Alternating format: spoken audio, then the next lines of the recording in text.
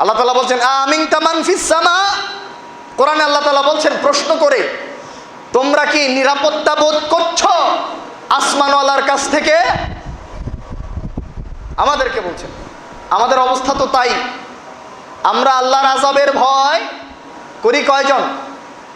আল্লাহ বলছেন আমিনতুম মান ফিস সামা, আসমানওয়ালাকে কি তোমরা, আসমানওয়ালা থেকে কি তোমরা নিরাপত্তা বোধ করছো? সূরা আনআমের 65 নম্বর আয়াতটি দেখুন, আল্লাহ রাব্বুল আলামিন এই উম্মতকে বলছেন, নবীকে বলছেন, কুল, নবী আপনি বলে দিন আপনার উম্মতকে, সতর্ক করুন, হুয়াল কাদিরু আলা আন ইয়াবআসা আলাইকুম আযাবাম মিন ফাওকিকুম ওয়া মিন তাহতি আরজুলিকুম ওয়া ইয়ালবাসাকুম শিয়া ওয়া ইউযীকা বা'দাকুম বা'সা বা'দ। আল্লাহ তাআলা তার নবীকে দিয়ে আমাদের বলছেন, নবী আপনি সতর্ক করুন আপনার উম্মতকে, বলুন হুয়াল কাদির, যেই রব কওমে লূতকে আযাব দিয়েছেন, যেই রব কওমে সামুদকে আওয়াজ দিয়ে ধ্বংস করে দিয়েছেন, যেই রব ফিরাউনের মতো, কারুনের মতো ক্ষমতাধরদেরকে পানিতে ডুবিয়ে মাটির নিচে ঢুকিয়ে ধ্বংস করতে পেরেছেন, হুয়াল কাদির, তিনি ক্ষমতাবান, আইয়াবাসা আলাইকুম আযাবা, তোমাদের উপরেও তিনি আযাব প্রেরণ করতে পারেন, মিন ফাওকিকুম, তোমাদের মাথার উপর থেকে। আমাদের মাথার উপর থেকে আল্লাহ তাআলা আমাদের আযাব দিতে সক্ষম। ওয়া মিন তাহতি আরজুলিকুম, পায়ের নিচ থেকে ভূমিকম্প, ভূমিধস দিয়ে আল্লাহ তাআলা আযাব দিতে সক্ষম। সেই রবের ক্ষমতা আছে, থাকবে, চিরস্থায়ী, কোনোদিনও শেষ হবে না। আও ইয়ালবাসাকুম শিয়া, অথবা তিনি আরেকটা আযাব তোমাদেরকে দিবেন, তোমাদেরকে তিনি দলে দলে বিভক্ত করে মারামারি করাবেন নিজেদের মধ্যে। ইউযীকা বা'দাকুম বা'সা বা'দ, আরো আযাব তোমাদেরকে দিবেন, দলে দলে বিভক্ত করে একজনকে দিয়ে আল্লাহ তাআলা আরেকজনকে আযাব দেওয়াবেন। এক দল আরেক দলকে মারবে, এটা আযাব আল্লাহর। আমরা মনে করি যে এগুলো তো আমরাই করছি, আমরা বন্ধ করে দিই। এভাবে বন্ধ করা যাবে না, পাপ থেকে ফিরে আসতে হবে। এই সবগুলো আল্লাহর আযাব।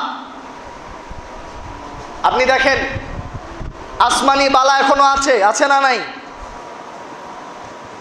ঘূর্ণিঝড়, বজ্রপাত, এগুলো কি? এগুলো আসমানি বালা।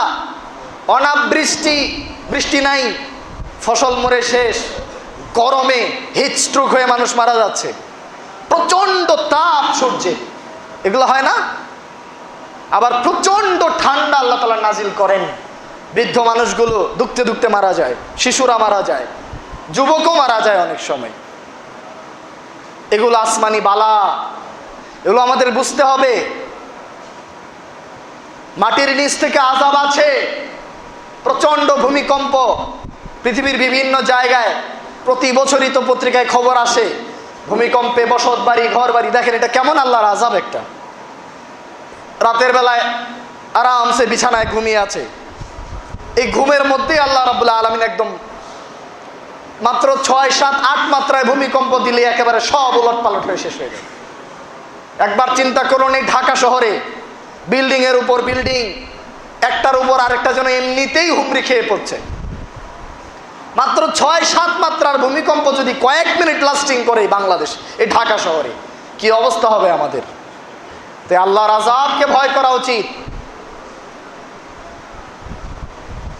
রাসূলুল্লাহ সাল্লাল্লাহু আলাইহি ওয়াসাল্লামের হাদিস সহিহ বুখারীতে আছে, জাবের রাদিয়াল্লাহু তাআলা বর্ণনা করছেন, লাম্মা নাযালাত হাযিহিল আয়া, এই যে আয়াতটা আমি পড়লাম, এই আয়াত যখন নাজিল হলো, আপনারা কি আলোচনা বুঝতেছেন? এই আয়াত যখন নাজিল হলো, কুল হুয়াল কাদিরু আলা আন ইয়াবআসা আলাইকুম আযাবাম মিন ফাওকিকুম, নিশ্চয়ই তিনি সক্ষম, ক্ষমতাবান তোমাদের উপরে আসমান থেকে আযাব দিতে। এই অংশ পড়ার পরে আল্লাহ রাসূল সাল্লাল্লাহু আলাইহি ওয়াসাল্লাম বললেন, আউযু বিওয়াজহিক, আল্লাহ তোমার কাছে আশ্রয় চাচ্ছি, তুমি আমাদেরকে আসমানি বালা থেকে হেফাজত করো ইয়া রাব। এই অংশটুকু পড়ার পরে মিন তাহতি আরজুলিকুম, তোমাদের পায়ের নিচ থেকে আযাব দিতে আল্লাহ সক্ষম। এই আয়াত পড়া, এই অংশটুকু পড়ার পরে আল্লাহ রাসূল সাল্লাল্লাহু আলাইহি ওয়াসাল্লাম বললেন, আউযু বিওয়াজহিক, হে আল্লাহ তোমার চেহারা মুবারকের কাছে আশ্রয় চাই, তোমার চেহারার তোমার সত্তার কাছে আশ্রয় চাই, তুমি আমাদেরকে জমিনি বালা থেকে হেফাজত করো। তারপরে যখন আয়াতের বাকি অংশ বললেন আও ইয়ালবাসাকুম শিয়া ওয়া ইযিকা বা'দাকুম বা'সা বা'দ, আর তৃতীয় শাস্তি হলো আল্লাহ তাআলা তোমাদেরকে দলে দলে বিভক্ত করে এক দলকে দিয়ে আরেক দলকে আযাব দেওয়াবেন। আল্লাহ রাসূল সাল্লাল্লাহু আলাইহি ওয়াসাল্লাম বললেন হাযা আহওয়ান, এটা তুলনামূলক সহজ। কারণ যদি ব্যাপক আকারে আসমানি বালা আসে উম্মত নিঃশেষ হয়ে যাবে, ব্যাপকভাবে যদি জমিন থেকে বালা আসে গোটা উম্মত ধ্বংস হয়ে যাবে। এই জন্য আল্লাহ রাসূল সাল্লাল্লাহু আলাইহি ওয়াসাল্লাম এই দুইটা থেকে বেশি করে আশ্রয় চেয়েছেন। তৃতীয় যেটা দলে দলে বিভক্ত হয়ে মানুষকে আযাব দিচ্ছে, এটা আল্লাহর আযাব, এটার ব্যাপারে আল্লাহ রাসূল সাল্লাল্লাহু আলাইহি ওয়াসাল্লাম বললেন এটা সহজ। এই উম্মতে মুহাম্মদীকে আল্লাহ রাব্বুল আলামিন একেবারে পুরো উম্মতকে ধ্বংস করবেন না। নূহ আলাইহিস সালামের কওমকে যেরকম করে একবারে প্লাবনে সব ধ্বংস করে দিয়েছেন, লূত কওমে লূতকে যেভাবে এক ভারী একবারে জমিন উল্টিয়ে পাথর বর্ষণ করে ধ্বংস করে দিয়েছেন, কওমে সামুদকে যেভাবে একবারে ধ্বংস করে দিয়েছেন, হ্যাঁ আল্লাহ রাব্বুল আলামিন এই উম্মতে মুহাম্মদীকে এইভাবে একবারে ধ্বংস করবেন না। এই ব্যাপারে আল্লাহ তাআলা তার নবীকে প্রতিশ্রুতি দিয়েছেন। কিন্তু খণ্ড খণ্ড আযাব আসতে থাকবে। হঠাৎ করে নির্দিষ্ট কোনো ভূখণ্ডে ভূমিকম্প, এগুলো আল্লাহর আযাব। আজকে দেখেন চতুর্মুখী আযাবের সম্মুখীন আমরা হয়েছি। পারিবারিক কলহ, পরিবারে কোনো শান্তি নেই,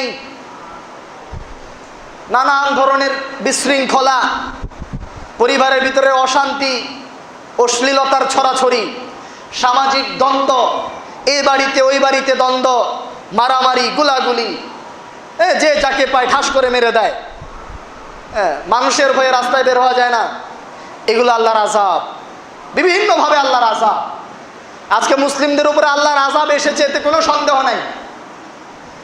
আপনি দেখেন আজকে মুসলিম নিরাপদ, কাশ্মীরে মুসলিম নিরাপদ, নির্যাতিত, ফিলিস্তিনে মুসলিম নির্যাতিত, সিরিয়ায় মুসলিম নির্যাতিত, বার্মায় মুসলিম নির্যাতিত, বাংলাদেশে বাহ্যিকভাবে যদিও আমরা সংখ্যাগরিষ্ঠ, তারপরেও দেখবেন বিভিন্ন সময়ে মুসলিম সম্প্রদায়ের উপরে, মুসলমানদের উপরে নানান ধরনের মানসিক চাপ আসে না। হঠাৎ করে একটা দুর্ঘটনা ঘটে যায়, তখন পুরো সমাজ, মুসলিম সমাজ অনিরাপত্তার মধ্যে থাকে। কাকে কি সন্দেহ করে? আমরা কোনো ধরনের অন্যায়ের সাথে জড়িত নাই, কোনো ধরনের সন্ত্রাসবাদের সাথে জড়িত নাই, কোনো ধরনের অনর্থক অহেতুক মারামারি ঝগড়াঝাটিতে আমরা জড়িত নাই।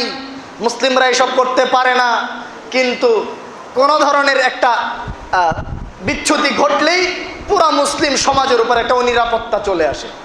কখন কাকে সন্দেহ করে?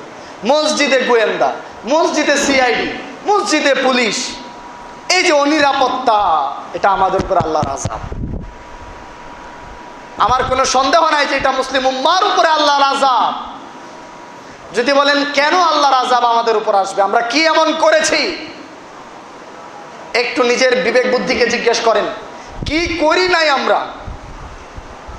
আল্লাহ রাসূল সাল্লাল্লাহু আলাইহি ওয়াসাল্লামের ভবিষ্যৎবাণী যে আমার এই উম্মত বনি ইসরাইলের পদাঙ্ক অনুসরণ করবে। বনি ইসরাইলের কোন লোক যদি তার মায়ের সাথে জিনা করে থাকে, আমার উম্মতের ব্যক্তিরাও ওই তার মায়ের সাথে জিনা করার মতো পাপে লিপ্ত হবে। এই উম্মত উপর থেকে নিচ কোন পাপের সাথে জড়িত নাই? একটু চিন্তা করেন। মুসলিম সমাজের কথা বলছি, সকল প্রকারের পাপের সাথে আজকে মুসলিমরা জড়িত।